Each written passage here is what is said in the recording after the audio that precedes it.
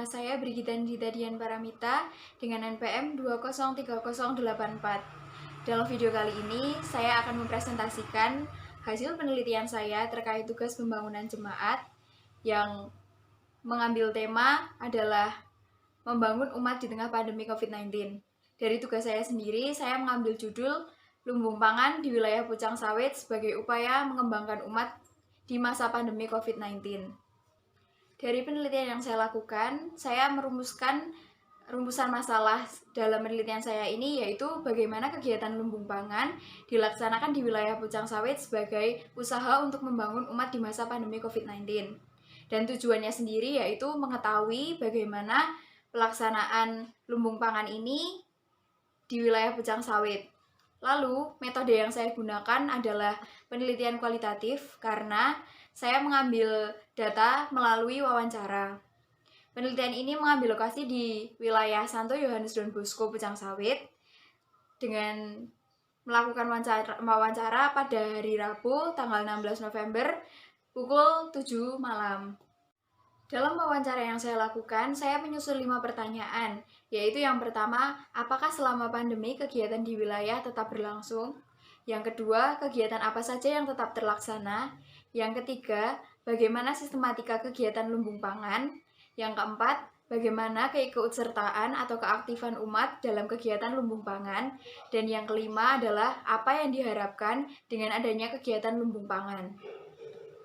Dari data yang saya dapat dari responden saya, maka saya akan menyimpulkan dan menjelaskan bagaimana data yang saya dapat. Dari hasil wawancara yang telah saya lakukan dan menjawab pertanyaan yang telah saya buat, maka saya mendapatkan beberapa data terkait pertanyaan saya, yaitu di wilayah saya, wilayah Pucang Sawit Yohanes Don Bosco, selama pandemi ini memang masih tetap melaksanakan kegiatan-kegiatan, entah kegiatan rohani maupun kegiatan sosial. Meskipun di awal pandemi masih terjadi keterbatasan karena pemerintah juga memberlakukan pembatasan untuk umat berkerumun. Oleh karena itu, pada awal-awal pandemi COVID-19 menyerang, di wilayah Pucang Sawit sendiri mengadakan kegiatan-kegiatan rohani, yaitu seperti rosario dan pendalaman kitab suci atau doa-doa lingkungan, itu dilakukan secara online, sehingga wilayah hanya mengkoordinir untuk ketua-ketua lingkungan untuk mengadakan kegiatan-kegiatan di lingkungan masing-masing. Oleh karena itu, setiap lingkungan juga mengadakan kegiatan secara online melalui Zoom meeting, dan ya untuk partisipasi di awal itu mungkin masih susah karena masih belum terbiasa adanya kegiatan yang dilakukan secara online. Lalu kegiatan apa saja yang ada di wilayah Pucang Sawit atau di setiap lingkungan, yaitu yang pertama adanya rosario yang dilakukan secara online. Namun setelah keadaan mulai membaik sekarang ini, maka kegiatan rosario atau doa itu juga dapat dilakukan secara langsung di rumah umat, tetapi tetap mematuhi protokol kesehatan yang ada. Dan juga umat yang hadir juga dibatasi, tidak bisa sebanyak dulu ketika sebelum adanya corona ini. Lalu ada juga kegiatan misa arwah atau sembahyangan arwah memulai, itu juga saat ini yang dilakukan tetap dilakukan di rumah umat yang mengadakan doa memulai atau doa arwah.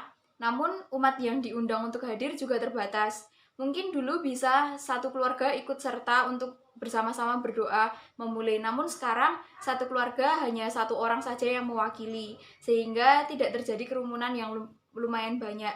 Jadi tetap ada protokol kesehatan yang terjaga ketika melaksanakan kegiatan-kegiatan tersebut. Lalu ada juga kegiatan sosial, yaitu seperti lumbung pangan dan jogotongo.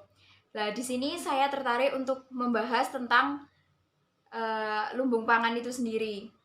Di sini setelah saya menanyakan kepada responden saya, maka beliau menjelaskan bahwa kegiatan lumbung pangan ini awalnya merupakan saran dari Romo Paroki, dan awalnya mencoba untuk melakukan kegiatan ini, ternyata dapat berlangsung dan umat memberi tanggapan yang cukup baik, memberikan respon yang baik pula. Jadi kegiatan lumbung pangan ini dilakukan dengan cara yaitu umat disarankan dan diminta untuk setiap keluarga jika sedang ingin memasak nasi atau melakukan dengan kebutuhan pokok yang lain, mungkin contohnya yaitu dengan ketika memasak nasi bisa menyisihkan 3 sendok atau 4 sendok beras di tempat yang lain, dan itu bisa lebih untuk umat yang mungkin memiliki ekonomi yang cukup berkecukupan, bisa memberikan yang lebih juga. Lalu bisa juga dalam bentuk minyak atau teh atau bahan pangan lainnya, atau mungkin juga bisa sabun.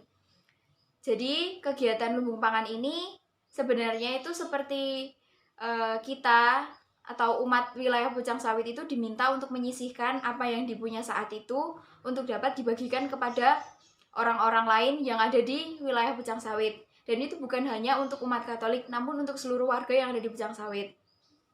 Karena selama masa pandemi ini dirasa banyak orang yang dirumahkan atau banyak yang di PHK atau yang berjualan tidak dapat berjualan dengan lancar lagi, sehingga untuk beberapa orang atau untuk beberapa keluarga pasti merasa kesulitan untuk memenuhi kebutuhan pangan, padahal mereka masih memiliki keluarga yang harus mereka cukupi.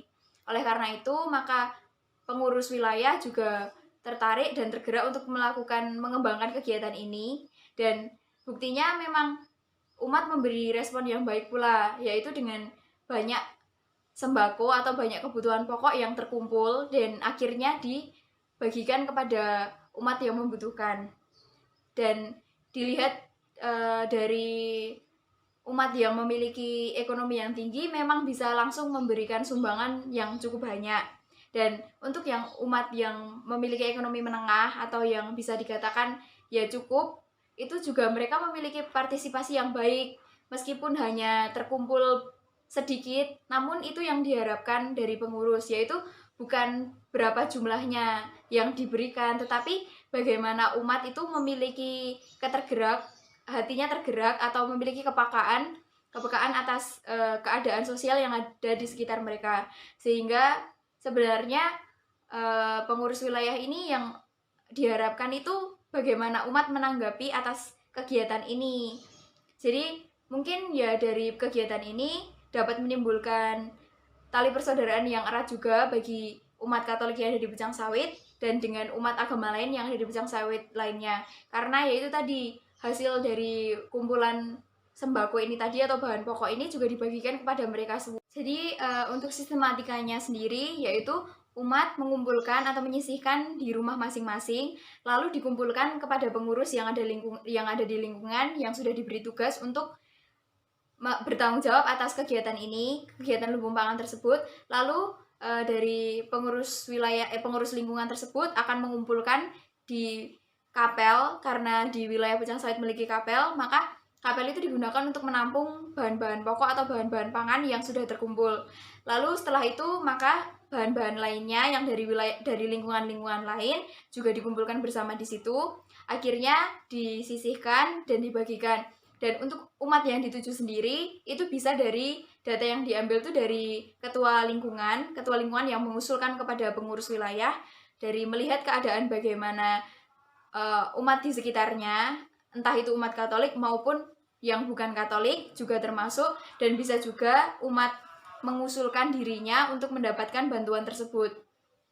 Dan yang utama yang diberikan itu adalah umat yang terdampak COVID. Jadi yang dari COVID ini, entah dia di PHK atau bahkan dia yang terkena COVID, itu yang menjadi tujuan dari kegiatan lumbung pangan. Dan dari kegiatan ini, umat diajak untuk memiliki kepekaan yang tinggi terhadap sosial yang ada di sekitar mereka. Mereka diajak untuk dapat memberi kepada sesamanya, karena bukan hanya memberi sembako saja, tapi itu juga memberi kebahagiaan, karena pasti umat yang menerima itu akan merasa bahagia karena merasa diperhatikan, dan umat yang memberi pun akan merasa bahagia karena dia dapat membantu umat di sekitarnya yang membutuhkan. Dan di sini juga umat diharapkan mendapatkan pengembangan iman, serta dalam kegiatan ini mereka dapat mewujudkan imannya itu melalui kegiatan ini untuk berbagi kepada sesama. Karena kepedulian dan kebersamaan itu yang diharapkan, atau solidaritas kebersamaan untuk bersama-sama dapat menyisihkan, mengumpulkan, dan akhirnya dapat menyalurkan kepada umat yang membutuhkan. Jadi demikian hasil dari penelitian saya yang saya dapat data dari responden saya. Di sini saya ya juga bersyukur karena di wilayah saya sendiri kegiatannya masih berjalan dengan aktif dan umat juga meskipun dalam keadaan yang susah karena adanya COVID ini, mereka masih mau dan mau tergerak, mau bergerak juga untuk tetap mengikuti kegiatan yang dilaksanakan oleh wilayah dan mereka juga mau mendukung kegiatan tersebut. Jadi umat juga dapat mengembangkan dirinya sendiri meskipun dalam masa yang susah ini mereka juga dapat tetap berbagi dan tetap mengembangkan dirinya di masa pandemi yang serba susah ini. Demikian presentasi yang dapat saya sampaikan. Kurang lebihnya saya mohon maaf jika ada kesalahan kata atau pengucapan yang saya berikan dalam video ini dan saya mengucapkan terima kasih karena sudah menonton video saya.